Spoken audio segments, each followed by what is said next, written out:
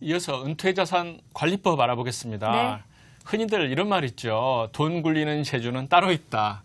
네, 이런 말이 있는데 네. 아마 재테크 잘하는 그러한 능력? 이건 아마 따로 있다는 이야기 같아요. 네, 맞습니다. 이 개인별로 재테크, 특히 금융 투자 능력에 있어서 차이가 생기는 이유, 이걸 참 궁금해하시는 분들이 많을 것 같은데요. 네. 그래서 이 부분에 대한 자세한 이야기 한국투자증권 은퇴설계연구소의 강성보 소장님 모시고 나눠보도록 하겠습니다. 어서 오세요. 네, 어서 오십시오. 안녕하십니까? 네.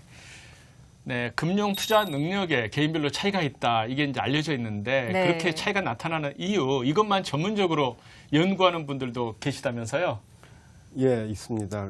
뭐 이전에도 굉장히 활발히 진행은 됐었는데요. 예를 들어서 남녀별로 어떤 차이가 나느냐, 그리고 교육 수준에 따라서 또 투자 성과나 투자 방법이 어떻게 다르냐라는 것, 내지는 또 소득 수준별로 금융자산의 구성이 어떻게 돼 있고, 그리고 뭐 유가증권의 보유기간은 어떻다는지 뭐 이런 등등의 어떤 계층별, 그룹별 연구는 굉장히 활발히 되어 있었는데요.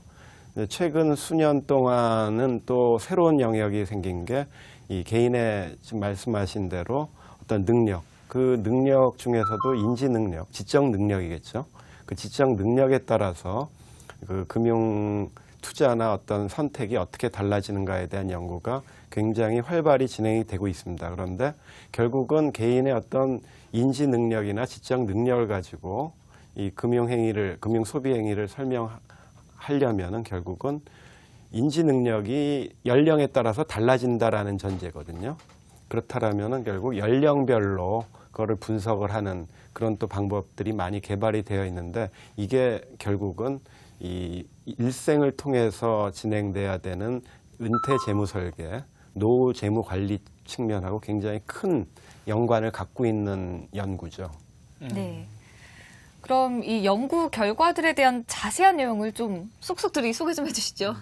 예, 대강 내용은 그렇습니다. 이제 개인의 지적인 능력이요, 인지 능력을 두 가지 정도 요소로 나눠서 볼 수 있다라는 거죠. 그러니까 두 가지 합인데 하나는 분석력이고 나머지 하나는 경험입니다. 네. 근데 이제 분석력이라고 하면 도대체 무슨 얘기냐?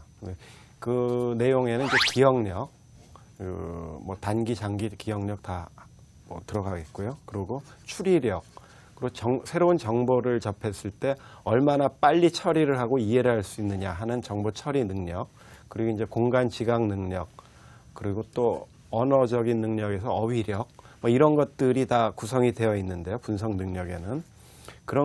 근데 이게 분석력이 매년 나이가 들수록 1% 정도씩 감소한다는 추정이 있어요. 아, 그게 그래요? 뭐 심리학이나 정신 분석적으로는.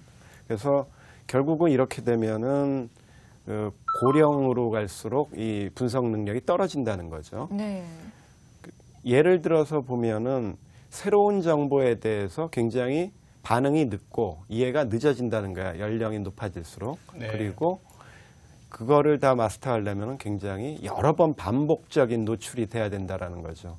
그러니까 예를 들어서 그런 겁니다. 그 스마트폰 보시면은 초등학교 학생들은 새로운 거 보자마자 몇 번 투두두둑 누르고 그 기능을 완전히 터득해요. 무슨 이 설명서가 필요도 없이. 네. 그런데 연령이 좀 높아질수록 이거를 설명서를 아무리 봐도 이게 이해가 안 가거든요. 그러니까 이제 간단한 기능의 스마트폰들을 또 특수하게 만들곤 하는데 뭐 또한 예를 들면은 그 젊은 친구들은 이 가요 같은 거 신곡이 나오면은 한두 번 흥얼흥얼하면은 그대로 따라 할 수 있습니다. 그런데 또 연령이 들면은 악보를 갖다 놓고 한 수십 번씩 반복해서 들어도 이게 노래방에 가서 가사가 나와야만 노래가 되는 뭐 그런 것들이라는 거죠. 그래서 그런 어떤 이 인지 능력 그러니까 중에서 분석력 이런 것들은 점차적으로 나이가 연령이 들면서 감소하는 건 어쩔 수 없는 생물학적인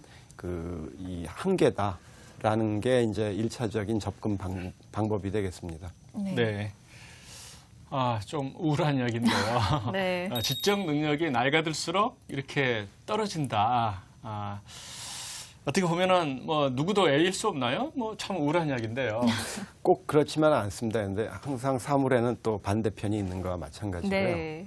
이 지금 말씀드린 지적 능력의 한 요소인 분석력은 그렇게 연령이 들수록 감소하지만은 네. 정반대로 지적 능력을 중요한 부분을 차지하고 있는 게 또 경험입니다. 근데 경험은 급속도로 늘어난다는 거죠. 오. 그러니까 계속 생활이 이어지면서 새로운 경험을 많이 하게 되잖아요. 네. 근데 그런 경험이 결국 쌓이면은 지적 능력의 상당한 부분을 구성하면서 종합적인 지적 능력은 올라가는 거죠. 그래서 예를 들면은 뭐 이 바둑 장기 같은 경우 처음 배웠다고 해서 잘하지 않잖아요. 네. 결국은 숱하게 두면서 경험과 연륜이 축적이 되면은 그 뭐 기술이 늘어나고 판단력도 좋아지면서 이 급수가 올라가는데 그 다른 측면도 다 마찬가지라는 거죠. 예를 들어서 금융 투자에 있어서도 여러 번 투자를 해봤고 그리고 여러 그 강세장과 약세장을 고루 경험하면서 산전수전을 다 겪으면은 결국은 투자 판단에 있어서 좀 더 객관적이고 합리적인 판단을 할 수 있는 그런 연륜이 생기는 거죠. 네. 그런 것들도 일종의 지적 연륜이라고 치면은 결국은 꼭 나이가 든다고 지적 능력이 떨어지는 건 아니다라고 말씀드릴 수 있겠습니다. 네. 네.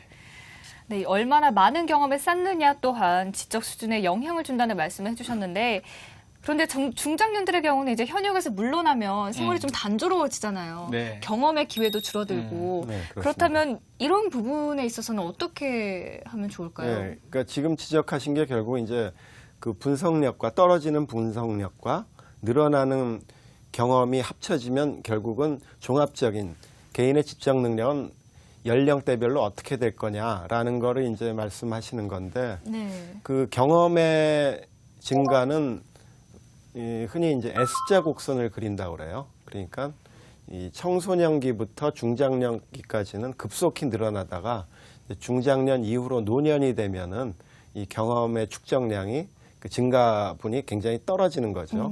뭐 사실은 별달리 새로운 경험이라는 게 있을 수가 없고 뭐 그러니까 이제 그런 양상이 나타나기 때문에 그 두 가지 경험과 날로 해마다 떨어지는 분석력을 합치면은 그 종합적인 지적 능력은 50대 초반 전후를 해서 피크를 치고 좌우로는 이제 그러니까 그 이전엔 증가하다가 50대 초중반 이후로는 하락하는 그런 양상이 나타나게 되죠. 그래서 네. 이게 이제 그 실질적으로 여러 가지 이 조사를 해보면은 53세 정도가 지적 능력의 피크 아니겠느냐.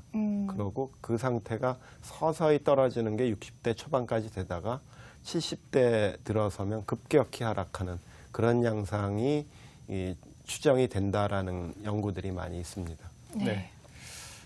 나이가 들수록 꾸준하게 독서하고 또 이렇게 공부하는 그런 습관이 필요한 것 같네요. 네.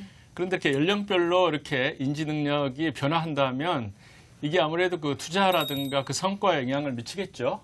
예, 아무래도 그렇습니다. 그러니까 결국은 금융시장이 굉장히 여러 가지 정보 처리 능력과 또 추리력, 통찰력 등등이 필요하고 또 경험이 필요한 그런 투자 판단이 많은 상황인데요. 그러려면 결국은 그런 지금 말씀드린 지적 능력들이 투자 행위에 결정적으로 영향을 미치고 그거는 성과에 분명히 반영이 될 것이다 라는 추론인데 미국에서 한번 조사를 해봤어요. 그래서 네.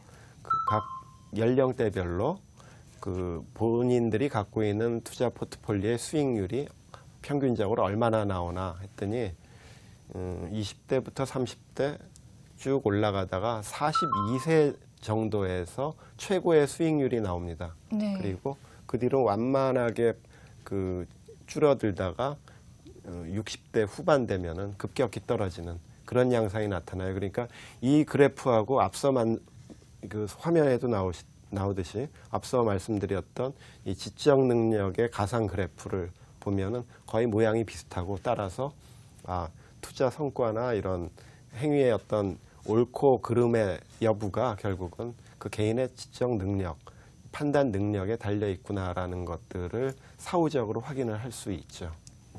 네, 어떻게 보면 은퇴를 앞두고 계신 장년층이나 이미 은퇴하신 분들께는 달갑지 않은 내용이긴 한데요. 이런 것들을 개선할 수 있는 방법이 없지는 않겠죠, 수장님?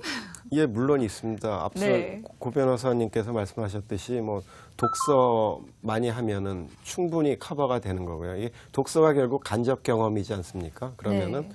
노령기에 부족한 경험을 많이 그걸 보충할 수 있는 거죠, 독서로.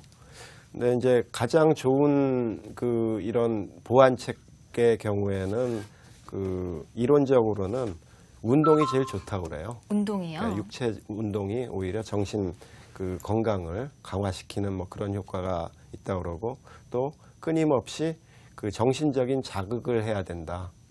그러니까 그 하다못해 뭐 단어 퀴즈 같은 거 있지 않습니까? 십자 네. 형태로 된 거. 뭐 신문 같은 데 많이 그런 것들을 많이 풀어본다든지 그래서 끊임없이 자기 그 두뇌를 자극할 수 있는 그런 프로그램들을 좀 경험을 하는 게 좋고요. 그리고 그 두뇌를 자극하는 식단 그리고 또 경험을 교류할 수 있는 그런 사회적 교류를 끊임없이 해야 된다. 한 이 4가지 정도가 가장 그 지적 능력의 쇠퇴를 방어할 수 있는 아주 가장 유력한 4가지 방법으로 대안으로 그 꼽히고 있고요. 정반대로 흡연 그리고 과음 그리고 이제 고지방 식단 이게 네. 지적 능력의 감퇴를 아주 가속화시키는 그런 요인이 된다라는 그 분석 결과들이 많습니다. 그리고 또 하나 마지막으로 수면 부족 이 4가지는 사실은 개인의 지적 능력 향상에 있어서는 4대 공적이라고 불릴 수가 있죠. 그러니까 네. 이런 것들을 조심하시고 그리고 이제 금융시장의 선택에 있어서는 이런 어떤 이 지적 능력을 계속 유지하려는 노력에도 불구하고 사실은 이 나이의 대세는 거스를 수 없는 게 그 아주 고령화되면 그 현실인데요. 그럴 때는 결국은 자기 자신이 직접 운영하기보다는 간접 운영 그리고 그 본인의 판단보다는 그 믿을 만한 네트워크를 동원해 가지고 내지는 그 이 전문가를 동원해서 주변을 최대한 활용해서 상담에 응하는 게 좋은 그 의사 결정을 하는데 큰 도움이 될 것이다라는 거고요. 그리고 종목별로 접근하기보다는 네. 인덱스 그러니까 지수 상품들을 많이 활용하시는 게 바람직합니다. 그러고 최종적으로 한 70대 중반 이후에 대한 설계에 있어서는 연금화 그 대부분의 자산을 연금화시킬 필요가 있겠다. 그거는 뭐 일정한 판단이 필요한 게 아니라 미리 정해진 대로 현금이 계속적으로 그 소득이 창출이 되는 거니까요. 그런 식으로 재무 설계를 하시는 게 이 지적 능력의 고령화에 대비하는 여러 가지 대안이 되겠습니다. 네. 네. 네, 금융 투자를 하기 전에 자신의 상황을 이해하고 또 단점을 효과적으로 극복할 수 있는 그런 방법으로 투자 방법을 선택했으면 좋겠습니다. 네, 오늘도 좋은 말씀 들었습니다. 지금까지 한국투자증권 은퇴설계연구소의 강성모 소장님과 함께했습니다. 오늘 나와주셔서 고맙습니다. 감사합니다. 감사합니다.